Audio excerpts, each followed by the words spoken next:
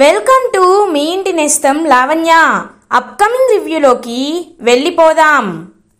కిషోర్ ఆచూకీ ఎంత వెతికినా దొరకలేదని మత్స్యకారులు చెప్పడంతో రఘురామ్ ఒక్కసారిగా షాక్ అయిపోతారు.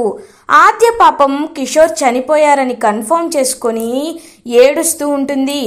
రఘురామ్ ఆద్య దగ్గరికి వచ్చి, చూడమ్మా ఆద్య, ఎక్కడ వెతికినా కిషోర్ దొరకలేదు అంటే నా మనసు ఎందుకో కిషోర్ బ్రతికే ఉన్నాడు అని చెప్తుంది.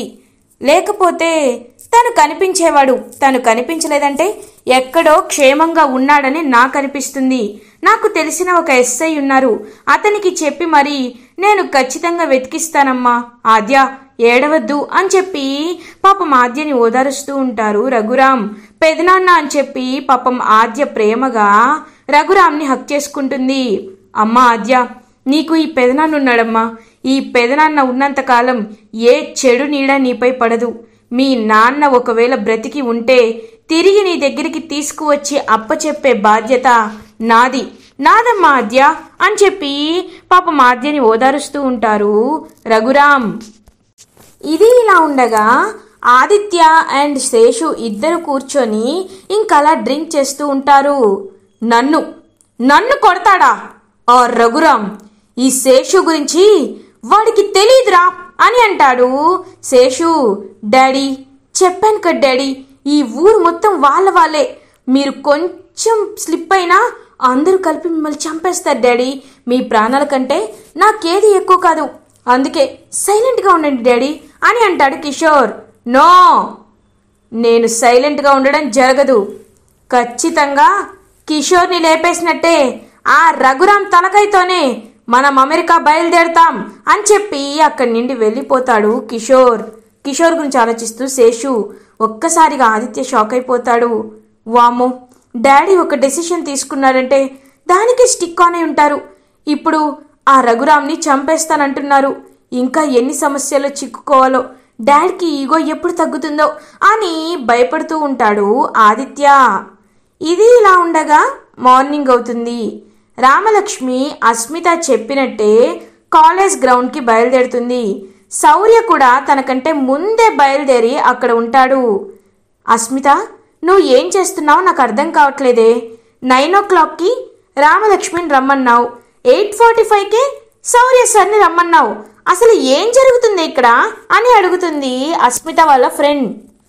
ఏం జరుగుతుందో నువ్వు చూస్తూ ఉండు అని చెప్పి అంటూ ఉంటుంది. శౌర్య అప్పుడే ఇంకా కాలేజ్కి రీచ్ అవుతారు. రామలక్ష్మి ఎక్కడా అని అడుగుతారు.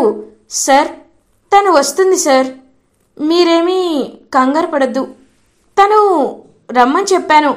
అంతకంటే ముందు నేను మీతో మాట్లాడాలి సార్ అని అంటుంది అస్మిత. ఏం మాట్లాడాలి అని అడుగుతారు శౌర్య.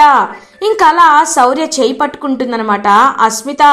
ఒక్కసారిగా శౌర్య షాక్ అయిపోతాడు. అస్మిత, ఏం చేస్తున్నావు అని అడుగుతారు. సార్, నేను చెప్పేది ఒకసారి వినండి సార్, తర్వాత మీ ఇష్టం సార్ అని అంటుంది. హే అస్మిత, ఇప్పుడు అసలే రామలక్ష్మి వచ్చే టైం అయింది. నువ్వు ఇలా నా చేయి పట్టుకుంటే తను మళ్ళీ నన్ను బ్యాడ్గా అర్థం చేసుకుంటుంది. నువ్వు మర్యాదగా నా చెయ్యి వదులు అని అంటాడనమాట శౌర్య.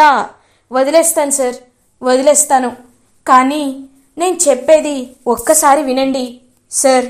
భవిష్యత్తులో మీరు ఎలాంటి నిర్ణయం తీసుకున్నా, మీకు ఎలాంటి ఆపద వచ్చినా, మీకు ఎలాంటి కష్టం వచ్చినా నేను మీకు అండగా ఉంటానని, నేను మీకు తోడుగా ఉంటానని మర్చిపోవద్దు సార్. ఇప్పటి నుండి మీరు నన్ను ఒక శత్రువులా కాదు, ఒక మిత్రువులా చూడాలి. ప్లీజ్ సార్, నేను మీరు చెప్పినట్టే నిజం ఒప్పేసుకుంటాను. మీరు కూడా నన్ను ఒక ఫ్రెండ్గా చూడొచ్చు కదా సార్, షేక్ హ్యాండ్ ఇవ్వండి సార్ అని అంటుంది అస్మిత. ఇంకా శౌర్య అస్మితను చూస్తూ ఇబ్బంది పడుతూ ఉంటారు. ఏంటి సార్, ఇంకా నాపై నమ్మకం లేదా? నేను రామలక్ష్మిని నిజం ఒప్పేసుకుంటానని చెప్పాను కదా, అయినా మీరేంటి షేక్ హ్యాండ్ ఇవ్వడానికి ఇంత భయపడుతున్నారు, కంగారు పడుతున్నారు అని చెప్పి అడుగుతుందనమాట అస్మిత. ఇంకా తడబడుతూ పాపం షేక్ హ్యాండ్ ఇస్తాడు శౌర్య.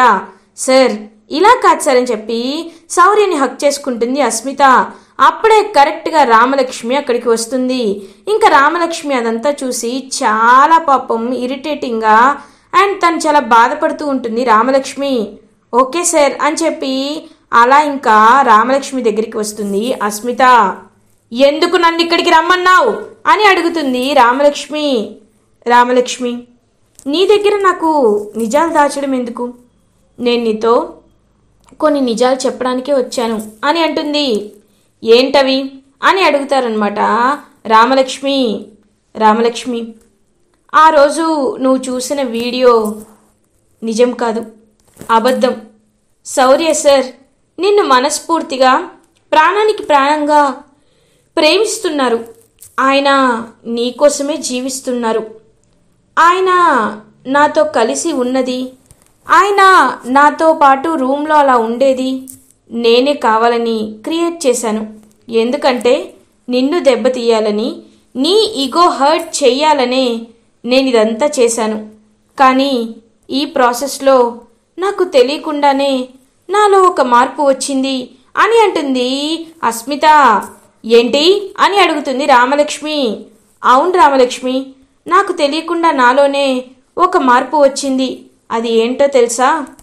నాకు శౌర్య సార్ అంటే ఇష్టం. శౌర్య సార్ ప్రేమలో నేను పడిపోయాను. ఆయన చెప్పారని నిజాలన్నీ ఒప్పుకున్నాను. ఒకవేళ నిజాలన్నీ ఒప్పుకుంటే ఆయన నన్ను ప్రేమిస్తానని చెప్పారు. అందుకే నా తప్పులన్నీ నేను ఒప్పుకున్నాను రామలక్ష్మి. నీకొక విషయం తెలుసా రామలక్ష్మి? ఆయనంటే నాకు ప్రాణం. నేనంటే ఆయనకి ప్రాణం అయ్యేలా ఖచ్చితంగా నేను చేసుకుంటాను రామలక్ష్మి అని చెప్పి ఇంకక్కడి నుండి వెళ్ళిపోతుందనమాట. అలా తనైతే అస్మితను చూసి ఒక్కసారిగా కుప్పకూలిపోతుంది రామలక్ష్మి. నేను సార్ని చాలా గాఢంగా ప్రేమిస్తున్నాను. సార్ కూడా నన్ను ప్రేమించుకునేలా చేస్తాను. ఇదే నా ఛాలెంజ్ అని చెప్పి అక్కడి నుండి వెళ్ళిపోతుందనమాట. అలా అస్మిత ఇంకా రామలక్ష్మి కుప్పకూలి పాపం చాలా బాధపడుతూ ఉంటుంది. తను చెప్పినవన్నీ అబద్ధాలన్నీ చెప్పింది. కానీ రామలక్ష్మికి దూరం అయ్యేలా, శౌర్య సార్కి ఆ అస్మిత దగ్గర అయ్యేలా మాట్లాడుతుంది. అసలు ఏంటి ఇప్పుడు నేను ఏం చేయాలి, ఏంటిదంతా అని చెప్పి చాలా చాలా పాపం బాధపడుతూ ఇంకా శౌర్యని అర్థం చేసుకోకుండా కుప్పకూలి ఏడుస్తూ ఉంటుంది. అలా రామలక్ష్మి అప్పుడే ఇంకా శౌర్యకి అలా ఇంకా లైక్ కొట్టి వెళ్ళిపోతూ ఉంటుంది అస్మిత. ఖచ్చితంగా రామలక్ష్మికి నిజం తెలిసిపోయి ఉంటుంది. ఇప్పుడు రామలక్ష్మి నన్ను ఎవరు విడతీయలేరు అని శౌర్య రామలక్ష్మి దగ్గరికి వెళ్తారు. రామలక్ష్మి అని దగ్గరికి వస్తూ ఉంటే, వద్దు సార్, మీరు నా దగ్గరికి రావద్దు.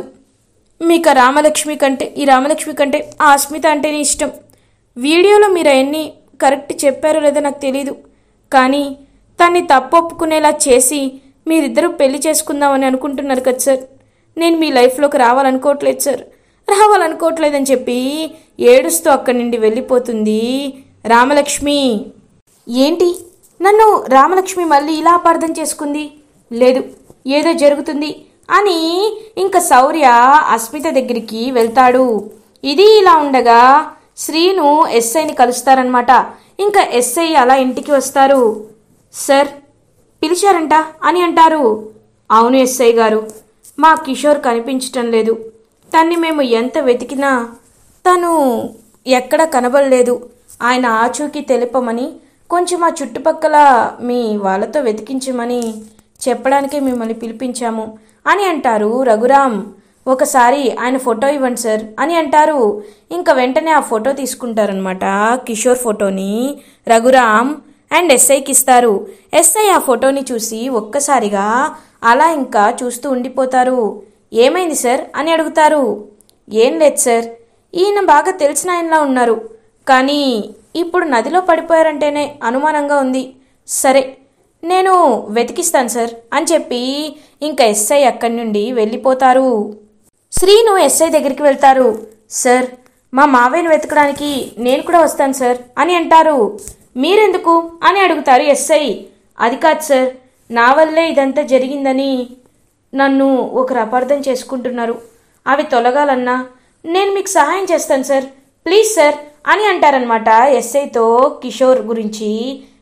శ్రీను ఓకే, మీరు కూడా నాతో పాటే రండి అని చెప్పి ఇద్దరు కలిసి అలా ఇంకా నది దగ్గరికి బయలుదేరుతారు. ఇంకా నది దగ్గరికి బయలుదేరేసరికి అక్కడ మొత్తం ఏమి ఖాళీగా ఉంటుందన్నమాట.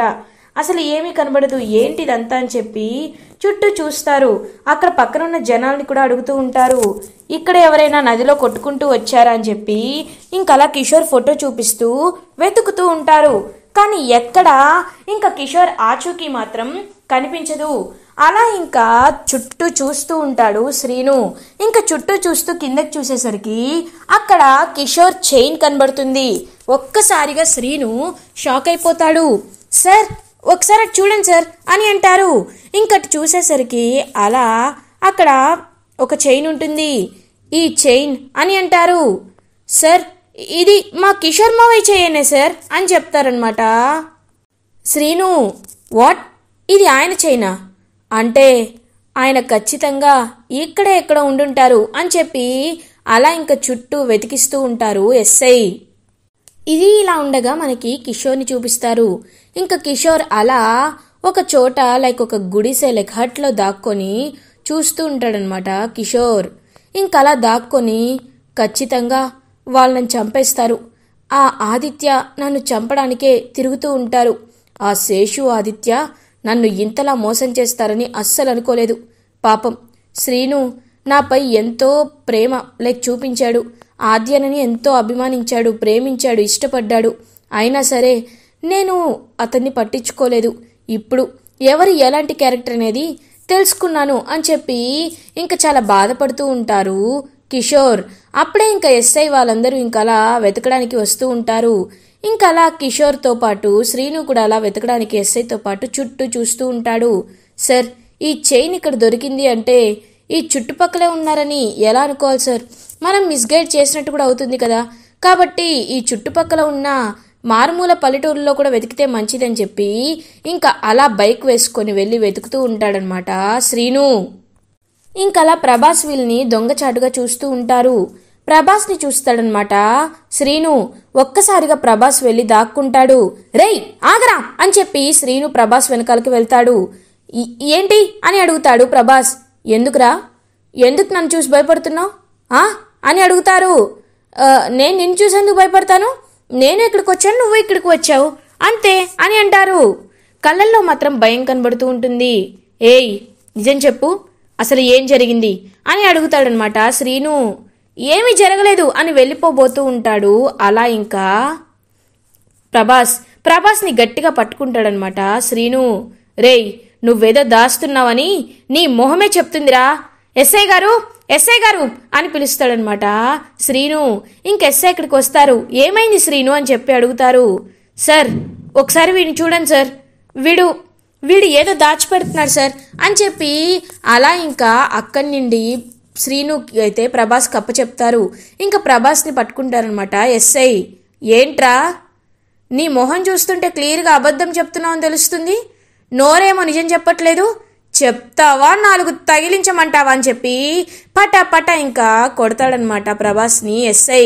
సార్ వద్దు సార్ వద్దు, మీ వరకు వచ్చిందంటేనే నేనేం చెప్తాను సార్, చెప్పేస్తాను సార్, నిజం చెప్పేస్తాను అని చెప్పి అలా ఇంకా చెప్పడం స్టార్ట్ చేస్తాడు ప్రభాస్. ఇంకా తన దగ్గర ఉన్న వీడియో కూడా ప్రభాస్ అయితే చూపిస్తాడు. ఆ వీడియో చూసి శ్రీను అండ్ ఎస్ఐ ఒక్కసారిగా షాక్ అయిపోతాడు. ఏరా ఇంత నిజాన్ని నీ ఫోన్లో నీ మనసులో పెట్టుకొని చెప్పకుండా నాటకాలు ఆడతావా అని చెప్పి పటా ఇంక కొడుతూ ఉంటాడనమాట ఎస్ఐ. సార్ వదిలేయండి సార్, దేవుడి దయ వల్ల వీడి వల్ల నిజం తెలిసింది, నాకు కావాల్సింది అదే సార్.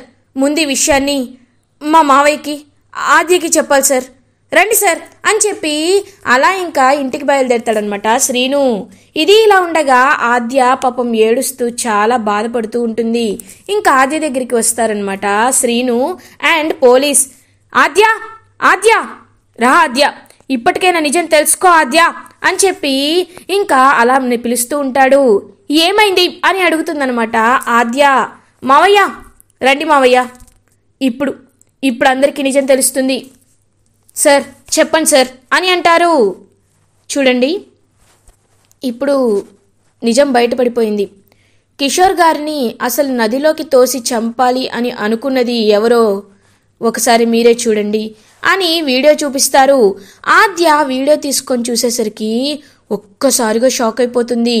ఎందుకంటే అందులో ఆదిత్య అండ్ వాళ్ళ నాన్న శేషు వీళ్ళిద్దరు కలిపి అలా నదిలోకి తోసేసినట్టు చూసి ఒక్కసారిగా షాక్ అయిపోతుంది ఆద్య. వీళ్ళని ఇప్పుడే మేము వెళ్ళి అరెస్ట్ చేస్తాం అండ్ కిషోర్ గారి ఆచూకీ కూడా దొరికేలా చేస్తామని చెప్పి అలా ఇంక అక్కడి నుండి వెళ్ళిపోతారు ఎస్ఐ.